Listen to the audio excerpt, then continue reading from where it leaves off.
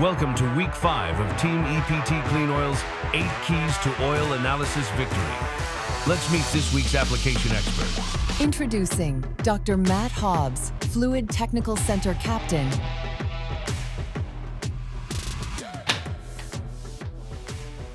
In the context of lubricants, viscosity is without a shadow of a doubt the MVP, the most valuable property.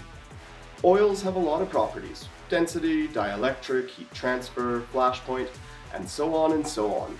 But none of these put in the hard lubricating work that viscosity does. Technically speaking, viscosity is an oil's resistance to flow. It's a measure of how thick that fluid is. For lubricated equipment, having the right viscosity is absolutely critical. If an oil is too thick, friction gets in the way of success. If an oil is too thin, metal surfaces crash together like big men on the line of scrimmage. Viscosity is the property that puts the team on its back and makes it all happen. While viscosity is a true warrior, it can also be a bit of a prima donna. It's finicky. It doesn't like it too hot. It doesn't like it too cold. According to ASTM D445, viscosity only plays up to its full potential at 40 degrees Celsius and at 100 degrees Celsius. So these are the temperatures that labs tested at. As it relates to your equipment, you'll therefore need to consider your operating temperature and what impact it will have on your oil's most valuable property. Finally, viscosity is a unique player in the lubricant game.